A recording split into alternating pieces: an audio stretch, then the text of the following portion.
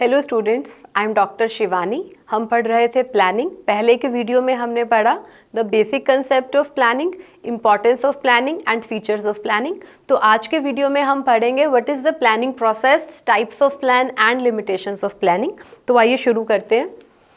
Types of plan, कितने तरह के प्लान होते हैं? There are two types of plan, single use plan and standing plan.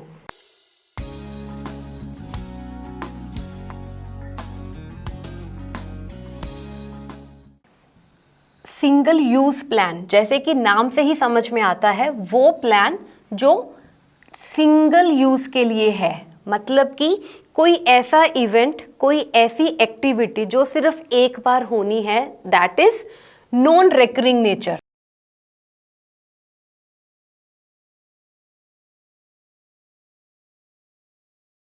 So single use plan is for non recurring nature activities. For example, कोई conference करवानी है किसी college में, तो वन डे कॉन्फ्रेंस करवानी है, तो that is a non recurring event. तो उसके लिए जो भी प्लानिंग होगी, जो भी स्ट्रैटेजीज बनेंगी, जो भी तरीका बनेगा उसको अचीव करने का, that will fall under single use plan.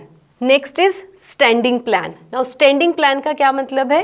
Standing plan का मतलब वो एक्टिविटीज को प्लान करना which are recurring in nature, जो बार बार होती रहती हैं। Example in this could be, suppose कोई कॉलेज का एडमिशन पॉलिसी है, कोई कॉलेज की स्टूडेंट्स की प्लेसमेंट करवाने की पॉलिसी है, तो that is a standing plan. So standing plan is recurring plan.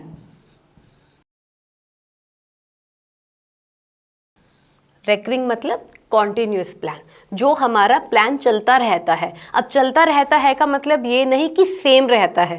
Planning is continuous process. If you people remember, हमने पढ़ा था फीचर्स में प्लानिंग इज कंटिन्यूस। तो standing plan it is for recurring activities, but plan keeps on changing as per the changing environment. So two plans, the one plan which is for non-recurring activity is single use plan, and the plan for continuous or recurring activities are standing plans. Next is planning process. Now planning का क्या process है? अब अगर planning is a process of decision making, हमने importance में पढ़ा, it's a process of decision making.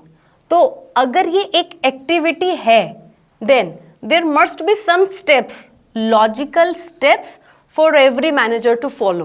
तो अगर एक एक्टिविटी है, कोई भी एक्टिविटी होती है, कोई भी प्रोसेस होता है, then there are certain steps जो हमें फॉलो करने पड़ते हैं, जिसको हम प्लानिंग प्रोसेस कहते हैं। तो क्या है planning process? First step is setting objectives. Planning की डेफिनेशन में भी यही था। सबसे पहले प्लानिंग में क्या है? Setting objectives. ऑब्जेक्टिव्स डिराइव करने, ऑब्जेक्टिव्स ड्राफ्ट करने, ताकि एक डायरेक्शन मिले और हर डिपार्टमेंट, हर एम्प्लॉय एक ही डायरेक्शन में काम करे। There will no overlapping of activities through setting objectives, and एक गाइडेंस, एक डायरेक्शन, एक दिशा मिलेगी हर एम्प्लॉय को और हर डिपार्टमेंट को प्रोसीड करने के लिए। तो first step of planning process is setting objectives. Next is developing premises. अब प्रीमिसेस का क्या मतलब है? प्रीमिसेस का मतलब होता है अजम्पशंस।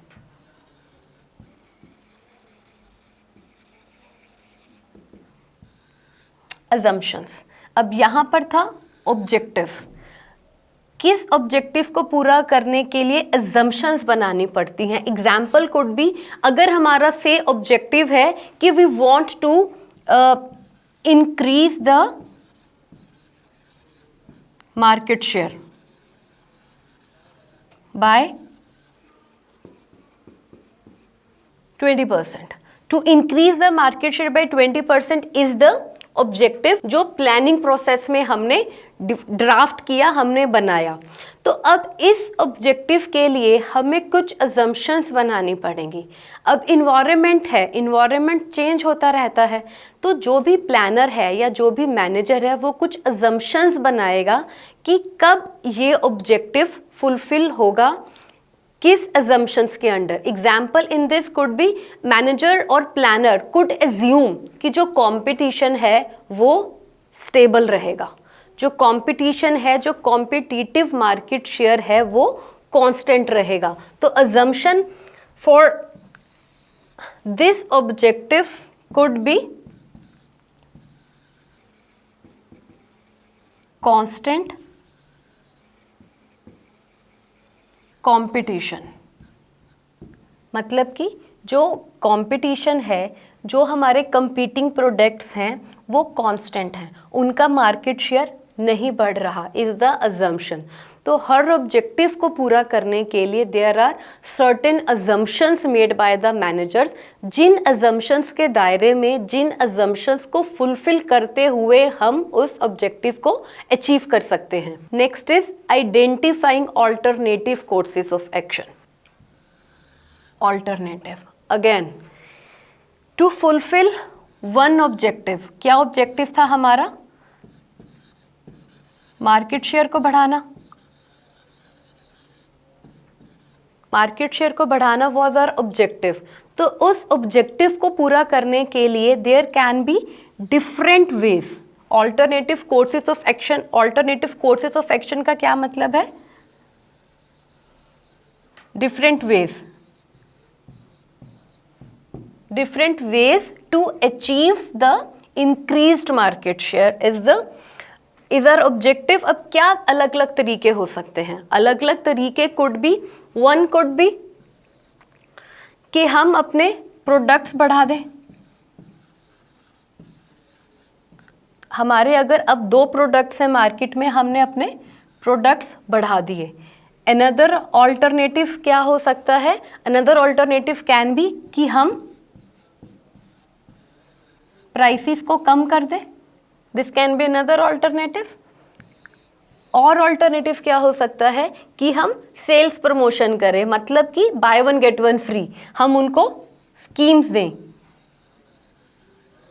हम कस्टमर्स को अट्रैक्ट करने के लिए स्कीम दे दिया हमने, बाय 1 गेट 1 फ्री।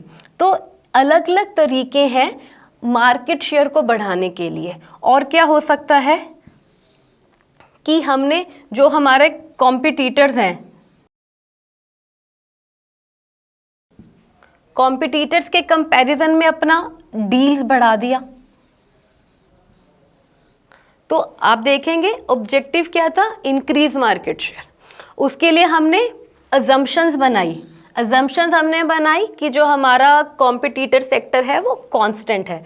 देन उसके लिए हमने अलग अलग तरीके बनाए। एक ऑब्जेक्टिव को अचीव करने के लिए there can be different ways. So this is identifying, जितने भी ऑप्शंस हो सकती हैं, जितने भी तरीके हो सकते हैं, एक ऑब्जेक्टिव को पूरा करने के लिए एक प्लानर की ड्यूटी बनती है कि वो सारे के सारे रास्तों को, सारे के सारे तरीकों को चॉक आउट करे। Next is evaluating alternative courses. अब हमने 4 तरीके तो पढ़ लिए ऑब्जेक्टिव को अचीव करने के लिए, अब हम सबको इवैल्यूएट करते हैं। अब इवैल्यूएट कैसे करेंगे? This evaluating would be in terms of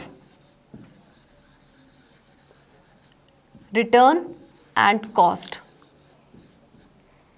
अब जितने भी तरीके हैं उनको अचीव करने के लिए पैसा लगेगा, टाइम लगेगा, एम्प्लॉयज की एनर्जी लगेगी, मतलब कि cost, right?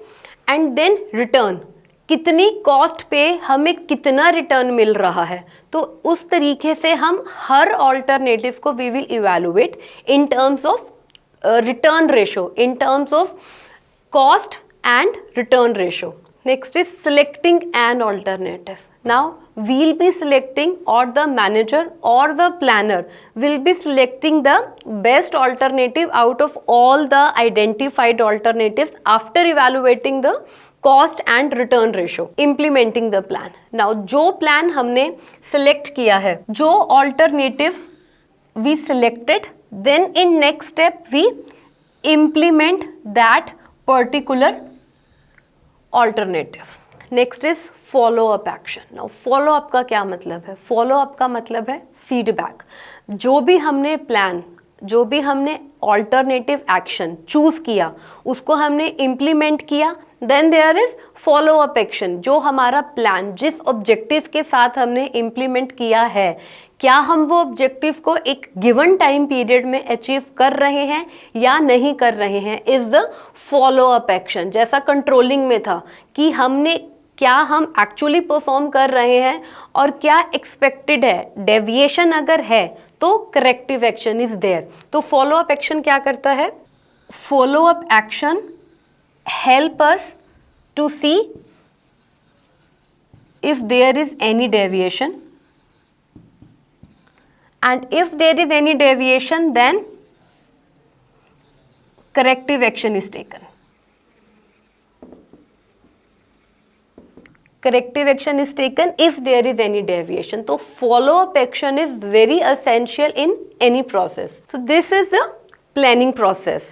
Next is limitations of planning. Planning is a process. It's a logical set of activity. एक step के बाद दूसरा step. But every process has certain limitations. Her process की कुछ drawbacks होती हैं और एक efficient manager को उन drawbacks को ध्यान में रखते हुए efficient plan बनाना होता है. तो इसीलिए limitations of planning पढ़ना ज़रूरी है. तो क्या limitations हैं planning की? First is planning leads to rigidity. Rigidity का क्या मतलब है?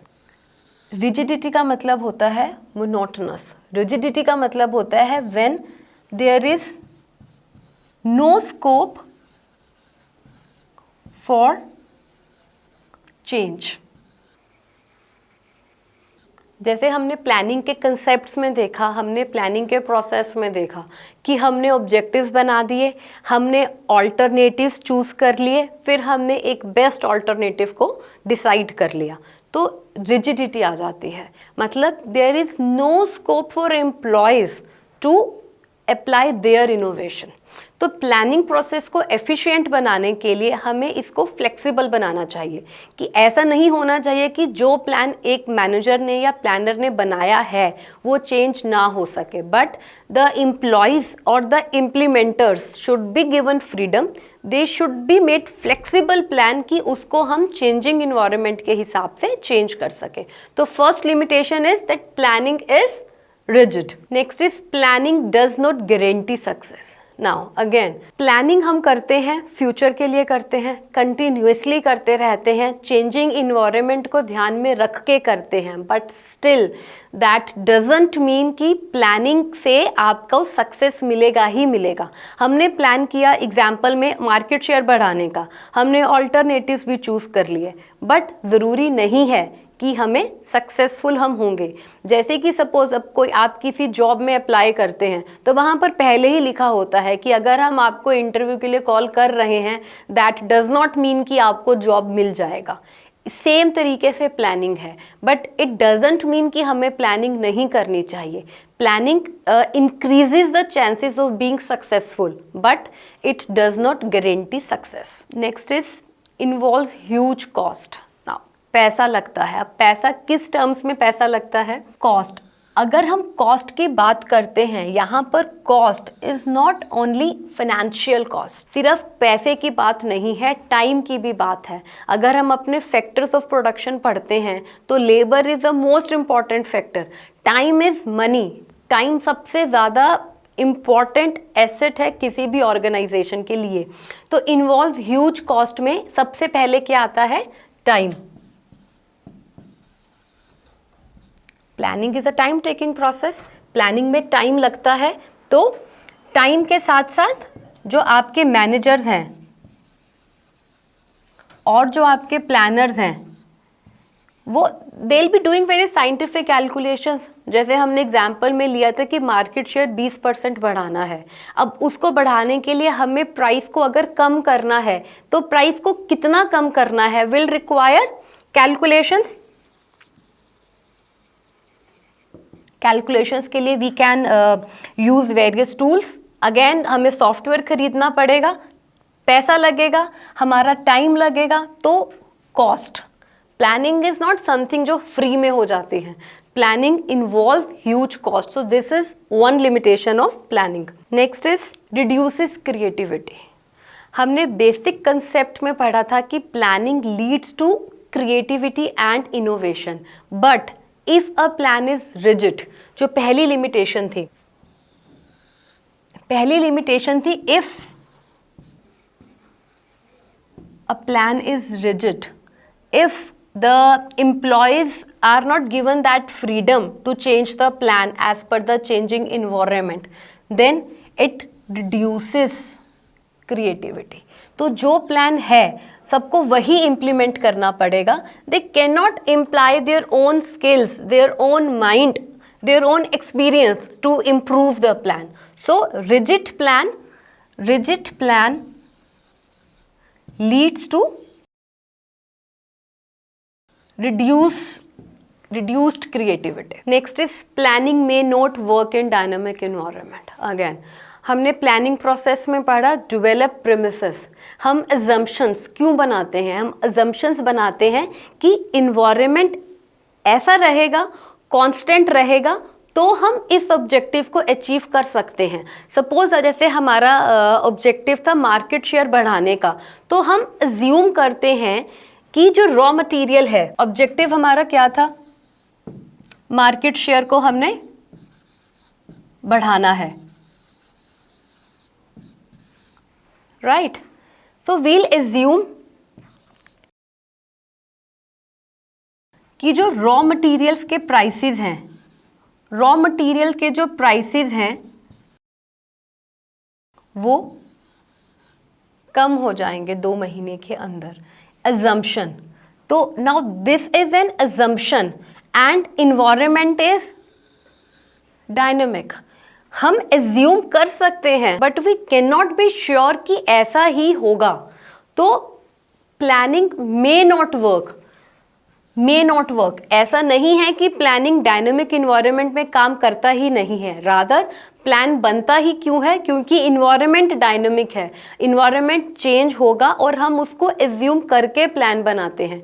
तो planning may not work because जो हमारी एजम्पशंस हैं, जो हमारी प्रीमिसेस हैं, वो चेंज हो सकती हैं because environment is dynamic. So again a limitation of planning. So this is a limitation of planning कि planning may not work in dynamic environment. So this ends up your planning chapter. हमने इसमें पढ़ा planning process, importance, limitations, features and types of plan. In the next video we'll continue with the next unit of business studies. See you soon.